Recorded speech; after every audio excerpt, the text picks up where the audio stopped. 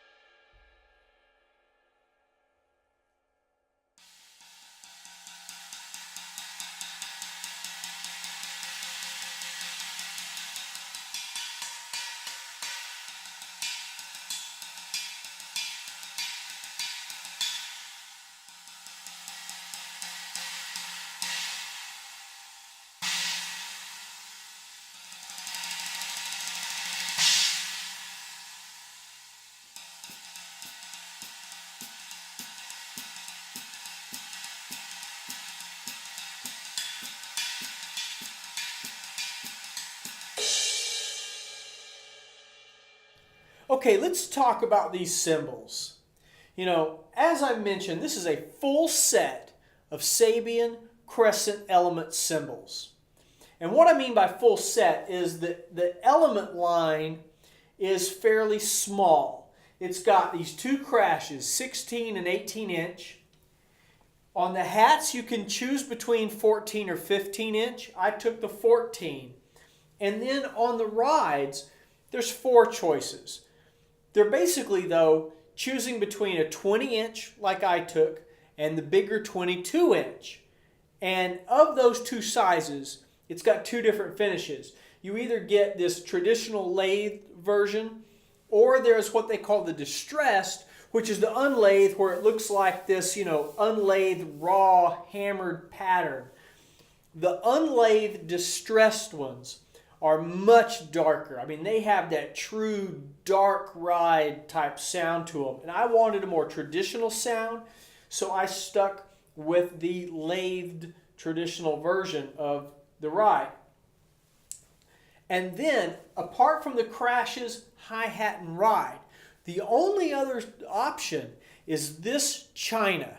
It is a 22-inch china. It's bigger than my ride. It's bigger than my bass drum. And it has rivets in it. At first, I was like, what would I do with that thing? And I was really thinking, I'm never going to own that because I don't know what I would do with a 22-inch china with rivets in it. And I don't even know where I'd put it on a small kit. Well, apparently it goes right there. But what kind of kicked things off for me was I have this ching ring, and of all the cymbals that I thought was the weakest in the batch, and I'll talk about it in a minute, was this 16-inch crash. And so one day on a whim, I put the ching ring on it and started playing it with that on there, and it had a little bit of that rattlesnake vibe, kind of an Americana thing going on, and I liked it.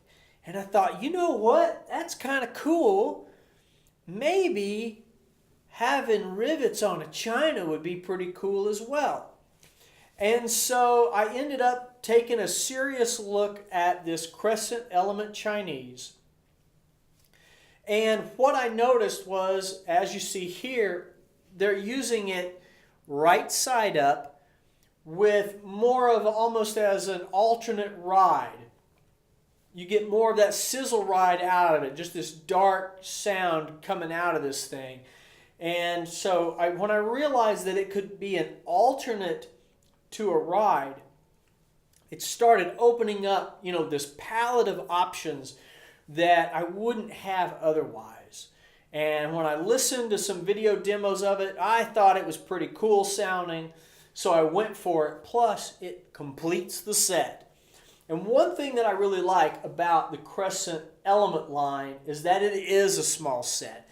And these cymbals were designed to go together. I mean, sometimes I feel overwhelmed when I look at like HHX or AAX, or if you go over to Zildjian, if you're looking at the A's or the K's, there's so many choices that unless you could get them all in the same room, like a massive drum shop where they actually have it all in stock, where you could actually go through and pick what goes together, I always worry, okay, if I pick this crash and that splash and that china and I bring them together, do they sound good together?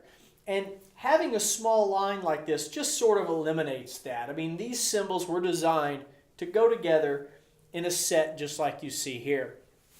And so for me, that's a pretty big win. It takes a lot of stress off. I buy the cymbals, I know they fit. Now let's get into talking about the individual cymbals. The 14-inch hats, as you might have heard, to me are a little bit dark. Now Sabian has labeled all of these as vintage, traditional, dark cymbals. But they do the same for all their HH as well. Like every HH cymbal seems to be categorized as dark. And I don't necessarily think that's true. I wouldn't call these dark. I mean, I've heard some really dark cymbals that sound like you're beating on a old Buick fender, And this definitely has a lot more brightness than that. but the pitch of the hi-hats to me are a little lower than some of the brighter hats. And so you do get some of that darker sound out of them. But at the same time, I think traditional or vintage is probably a better word to describe it than dark. And then we have our two crashes. This 18-inch is what I got first. It was the first Crescent that I had, and I was surprised at the size of the bell. You guys might have noticed that I can use the bell on this. It's exactly the same size as the bell on the ride, and you can use it as another ride bell. Now, as you probably heard, when you start trying to play on the bow of it, it does sound like a crash. You're not going to get away with it as a crash ride very much. But the bell itself sounds like a ride bell, and I do use it. Basically, between the bell on the 18 and the bell on the ride, it gives me two different pitched bells to use, and I dig that. I think it has a good, solid sound. It's deep enough to be rock and roll. It's deep enough to play heavy metal if you wanted, but it can also just be that traditional jazz type crash. I think it's very versatile, and I really like the 18. Now, my first impression on the 16-inch was not as high. I felt like the pitch on the thing was a bit off. It sounded higher than I expected, but it also didn't sound as high as a really bright, explosive crash. And so it just had this odd pitch to it. And that's how I ended up with that ching ring on it, was I was kind of going, I'm just not thrilled with it. The bell on it is smaller. I was actually kind of hoping it would end up having a big bell like the 18. And this smaller bell has a very choked sound on it. It sounds as if I'm already holding on to it, or maybe it's already sitting on something when you hit it. It's just a very chok kind of sound. It doesn't ring the way the ride and the 18 does. And so, at first I thought, well, maybe it's just mine. But I have watched some of the cymbal demos on YouTube, and anybody that's hitting the bell on the 16 has basically the same sound. So it is a design of it. So I don't really use the bell on the 16. Now, I'll say this. I've gotten used to it, and I no longer have sort of the reservations that I had in the beginning, especially when I really get on it and hit it, like you might have heard, a real hard crash. I think it sounds great. It has a nice explosive sound. Overall, I would say the sound of these crashes are very pitched. They, definitely lower, definitely higher, and you have just this really clear frequency response to it. I keep wanting to draw comparisons to Paiste Formula 602 because that's what these probably remind me of the most. But otherwise, I would just call these old world Turkish cymbals. The ride, I think, is pretty traditional. It's probably not heavy enough for metal, but if you switch to the distressed version, I think you're right there for, playing, darker, heavier metal and stuff, or, traditional jazz. Overall, I think it's a great set. Now, let's talk about what Crescent is in the first place. Because when you go to Sabian's website, it looks like another line of cymbals, just like Paragon or, Dave Weckle's Legacy. It's like, and then here's Crescent. Well, Crescent started as a separate company. It was started by Stanton Moore and Jeff Hamilton, I believe, and one other guy who I can't think of. But at any rate, they were their own company, and they were producing sort of these old world boutique Turkish cymbals. Sabian bought them, and they still sort of have, this independent sort of collaboration with Sabian, where Sabian is sort of bringing in their expertise for consistency and quality.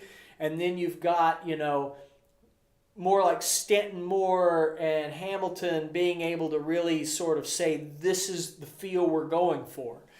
And so I think they're very unique cymbals. I don't know anybody else that's playing them really, as far as anybody I've ever met. I mean, and so I feel like it's a chance to have my own sound. Quality on these I think is top notch. They're very complex. I've noticed that hitting them in different places is producing different sounds. The ride, although it didn't come through that much on the audio, if you play right out at the edge of the ride, it's of course much more washy, and it just really builds up this, this foundation of just a steady ring as you're playing it. And then when you move in towards the bell, it gets a lot brighter, you get more stick definition. So there's a lot of room to grow into these cymbals, to figure out different sounds that you can get out of them. Overall, I think they're great. Now, I want to take a quick detour off of this to talk about why Sabian. Why did I pick Sabian over Wuhan when I was pretty happy with Wuhan to begin with? As I mentioned, I've played Sabian for 30 years, so there's a bit of that loyalty coming into play. There's a bit of me saying, this is my dream kit. This is the kit that I want to sort of have forever, and I want it to be heirloom quality, and so I want the cymbals to sort of be heirloom quality. I want it to be like, wow, that was a great cymbal, and I've had it, for 40 years or whatever. But the real big reason for me to stay loyal to Sabian is because of their great customer service. Going back probably 25 years ago, maybe more, I was in a country band where I thought I was going to be able to get endorsed because we were a regular touring band playing big dance halls. They'd be 750 people in these dance halls, and we were booked every single weekend. And I thought, this is my chance to get endorsed by Sabian. I didn't care about free stuff. I just wanted the bragging rights to say I'm endorsed. So I called Sabian and talked to the person on the phone, and they put me through to Bill Zildjian himself. And I was able to give him my pitch, and he very kindly told me no. He said it in a way of, we only do full endorsements. You don't quite meet our requirements. You need to be national. You need to be, a big person, whatever. I wasn't big enough. But he said it even much more kindly than I'm saying it. I mean, he was really, charismatic and kind in talking with me about, telling me no. But he did say this. He said, I can't give you an endorsement, but what I can do is if you ever run into any problems, if you ever need anything, you call Sabian up and you tell him I said to take care of you. And I was like, okay, cool, thanks a lot, and that was the end of the conversation. And literally 5 years goes by since I had talked with him, and I cracked my china the day before a gig. And I'm like, oh my God, I've cracked my china, I need a replacement. I pick up the phone and I call Sabian, and I literally said, hey, 5 years ago I talked to Bill Zildjian, and he said you guys would take care of me, and I've got this cracked china. And they said, no problem. And they overnighted me a replacement on the spot. It arrived the next morning. I pull it out. I've got a brand new china cymbal from Sabian. I was able to make it to the gig, had my china, and they simply had a note in there saying, hey, when you get a chance, send us your old one back. It was amazing. I'm like, how can I not love Sabian for that? So now, fast forward 25, 30 years to today. Back, last week, I decided I'm going to email Sabian because these Crescent cymbals come in these really cool sleeves, these nice heavy-duty material, got like a soft, felty material on the inside. And so when you get your cymbals, they arrive in these. And I've thought, you know what? I'm going to buy one of those ATA travel cases, and I'll have my cymbals in these individual sleeves inside the ATA case.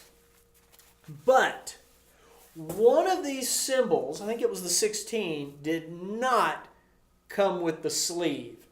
And at first I didn't care because I wasn't expecting that anyway. I've never bought a cymbal that had a sleeve.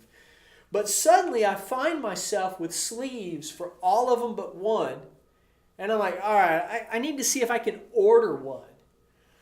And so I emailed Sabian and said, hey, I'm missing one sleeve. Can I order it? And I didn't hear back. And that was probably Thursday. And so then, today rolls around. There's still no reply from Sabian. And I'm like, I probably need to follow up with these guys. I'll give them maybe 1 or 2 more days. And then there's a knock at the door. And this package has arrived from Sabian with the missing sleeve. So they didn't even have to talk to me about it. They just shipped me one. I thought I was going to pay for it. They just sent it. Love Sabian. And if anybody at Sabian, works for Sabian, is watching this on a rare chance, thank you very much. You guys rock. I have always loved the customer service, and it's the reason that I'm playing Sabian today. So overall, there you have it, the Sabian Crescent Element line. There is also Hammer Tone and then the Stanton Moore series. I think they're great cymbals. If you're looking for something different, check these out. If you've been playing very bright cymbals like AAX, these are going to be a change. You're going to be like, whoa, these sound way different than AAX. I mean, these are very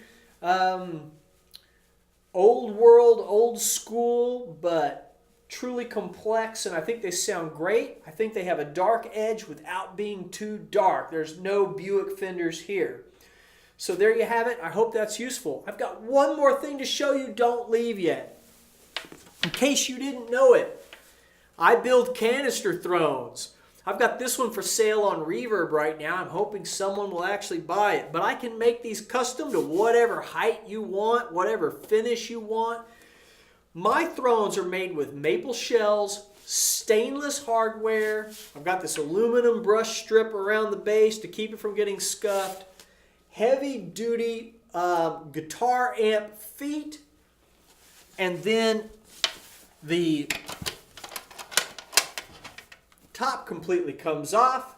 It's got rubber feet as well. COA. And then on the inside, on each one of them, has a matching leather drum key holder. Hopefully you can see that. It's built right into the inside, so you've always got a drum key no matter where you go.